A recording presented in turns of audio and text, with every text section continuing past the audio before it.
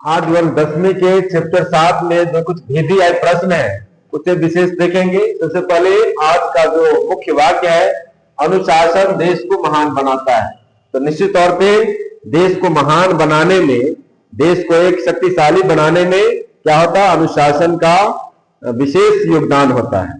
तो निश्चित तौर पे हम सबको भी पढ़ाई का काम हो या कोई अन्य काम हो, उसमें अनुशासन में रह करके उसका काम करना चाहिए, तो निश्चित तौर पर वो काम सफल होता है।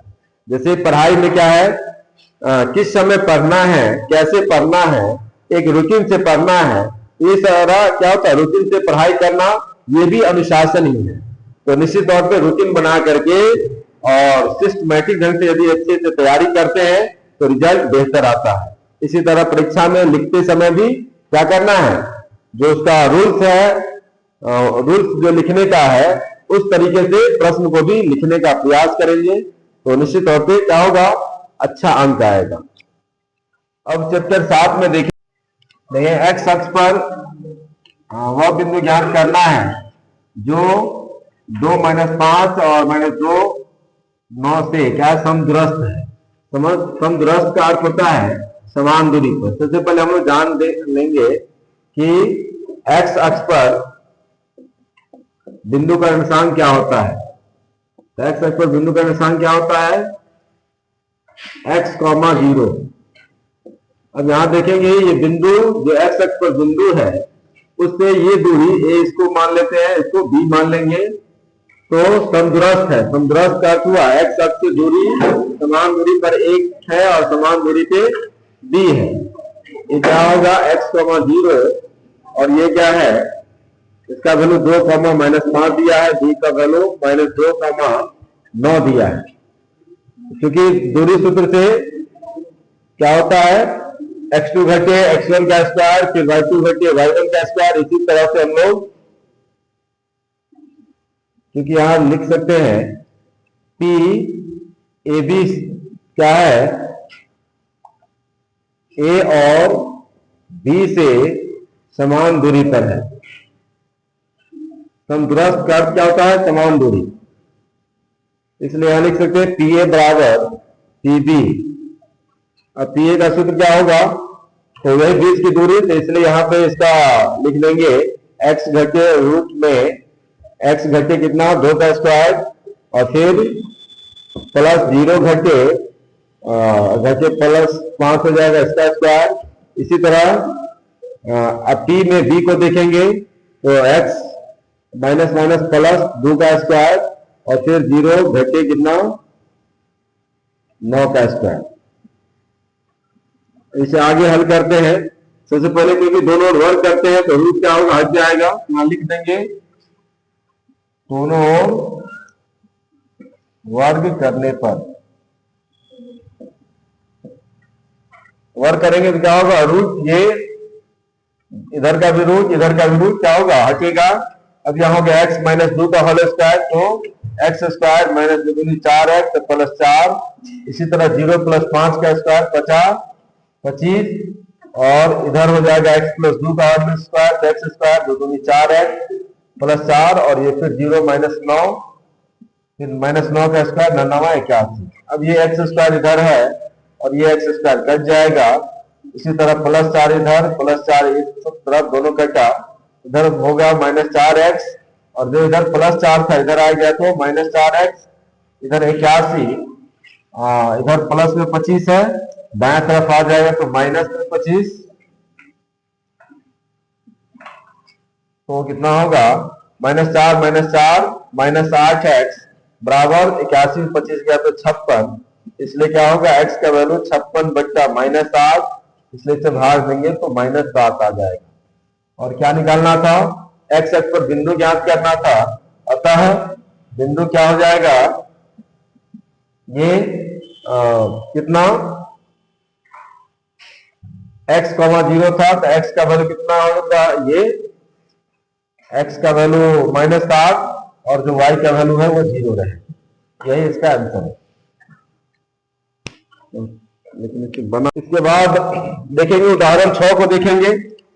उदाहरण 6 क्या है, तो इस बिंदु के निशान ज्ञात करें जो बिंदुओं 4,-3 तथा 8,5 को जोड़ने वाले रेखाखंड को आंतरिक रूप से 3:1 में बांटता है। इसे हम लोग विभाजन सूत्र से बनाएंगे। सबसे पहले इसके लिए ग्राफ को यहां बनाएंगे। एक बिंदु यहां दे देते हैं ए और ये बी, और ए का वैल्यू क्या होगा, ये 4,-3, बी का वैल्यू कितना होगा 8,5, क्योंकि ए से लेकर बी तक का जो दूरी है उसे ये बिंदु पी क्या करता है, 3:1 में बांटता है, 3:1 में। इसलिए इस पी का x, y इसका ये वैल्यू निकालना है। अब इसे जो हल करेंगे विभाजन सूत्र से, तो विभाजन सूत्र लिख देते हैं।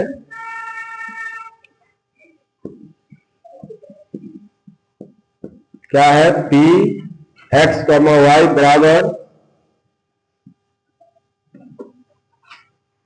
m1 x2 plus m2 x1 बच्चा m1 plus m2 m1 y2 plus m2 into y1 और बच्चा m1 प्लस m2। इससे आगे क्योंकि m1 कितना हो गया 3 और m2 1, ये हो गया x1 y1 x2 y2। इसके अकॉर्डिंग आगे हल करेंगे। 3,1, 3 अनुपात 1 है इसलिए 3 + 1 यहां लिखे। यहां भी क्या करेंगे, 3 + 1 लिखेंगे। और क्या है, m1 x2 है तो 3 गुने x2 का वैल्यू कितना होगा, ये 8, क्योंकि ये x1 है, ये y1 है, ये x2 है और ये y2 है कि नहीं। तो m1 × x2 है, इसलिए 3 गुने कितना होगा x2 का वैल्यू 8। फिर क्या है, एक ये m2 है, m2 गुने ये क्या है x1 है, 1 गुने कितना हो जाएगा 4। इसी प्रकार 3 गुने यहां पे हो जाएगा 5 और फिर 1 गुने होगा यहाँ पे -3। इसे आगे हल करते हैं तो कितना, 3 × 24, 4 × 4, 3 × 4, इस तरह से 3 × 15 और 3 × 3, 3 × 4, 24 4 कितना होगा 28 बट्टा 4 और 15 में 3 गया तो 12 बट्टा 4। इसे भाग देंगे तो 4 × 28 और 4 × 12। इस तरीके से विभाजन सूत्र से क्या करना है, हल कर लेना। आगे देखेंगे 7.2 में क्वेश्चन 7 का जो प्रश्न है, बिंदु ए के निर्देशांक ज्ञात करें जहां ए बी वृत्त का एक व्यास है जिसका केंद्र कितना है 2-3 है और बी के निर्देशांक ज्ञात करना है। तो इसमें देखेंगे एक वृत्त बनाएंगे। सबसे पहले ग्राफ बनाएंगे। इसमें ये वृत्त बना और वृत्त में क्या है, ए बी वृत्त का एक व्यास है। व्यास जो केंद्र से होकर के गुजरती है, तो ए और बी, क्योंकि ए से लेकर बी तक की दूरी क्या कहलाएगा, व्यास।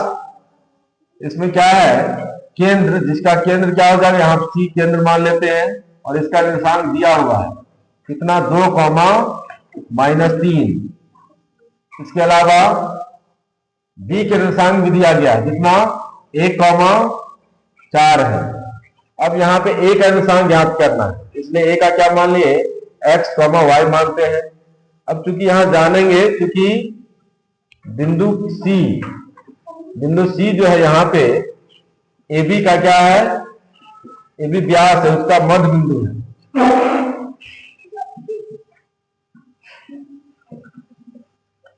मध्य बिंदु कैसे होगा, क्योंकि वृत्त का जो व्यास होता है और व्यास का जो केंद्र होता है, केंद्र व्यास के बीच में होता है, इसलिए क्या हो जाएगा मध्य बिंदु। अब यहाँ पे मध्य बिंदु सूत्र से हम लोग इसको हल करेंगे तो क्या हो जाएगा, C का वैल्यू कितना है, C का 2,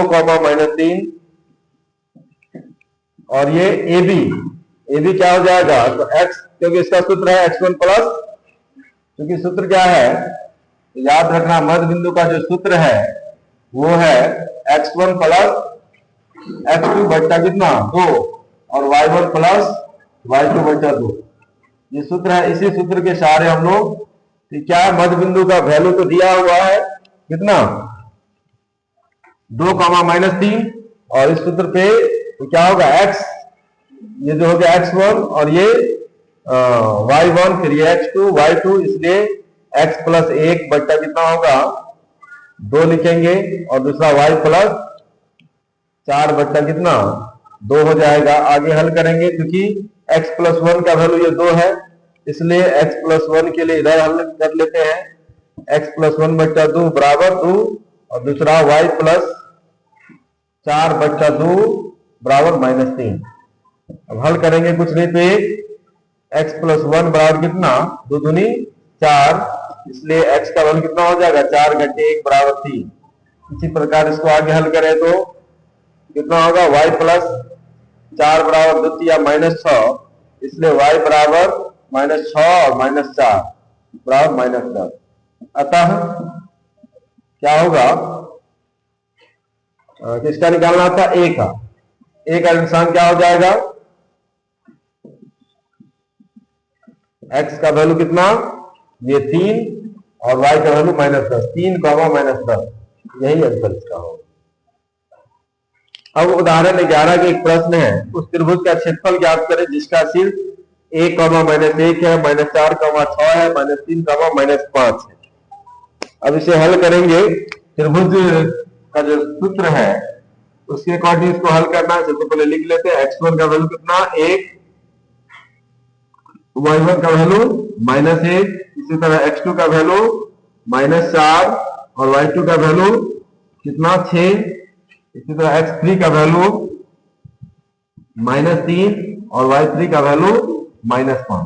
सबसे पहले x1, x2, x3 एवं y1, y2, y3 का वैल्यू हम लोग लिख लेंगे, और सूत्र है इसका त्रिभुज का क्षेत्रफल के लिए सूत्र क्या है 1/2 x1 into y2 minus y3 plus x2 और y3 minus y1 plus x3 और y1 माइनस y2। इस सूत्र पे क्या करना है केवल बैठा देना।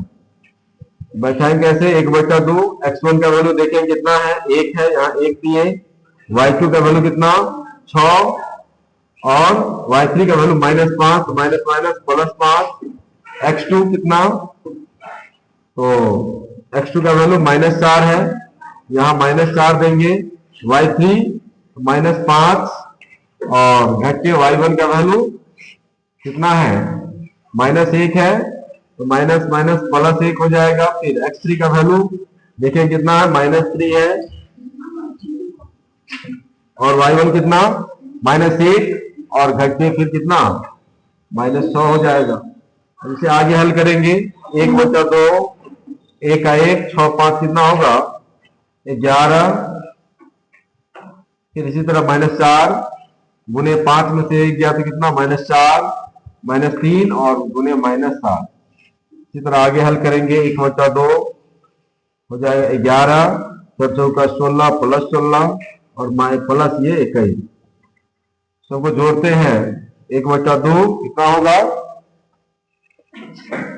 तो 6 1 7 1 8 और 1 1 2 2 4, इसमें 2 से भाग देंगे 24। इस तरीके से इसका आंसर जो होगा 24 वर्ग इकाई लिखेंगे, क्योंकि क्षेत्रफल निकाला गया है।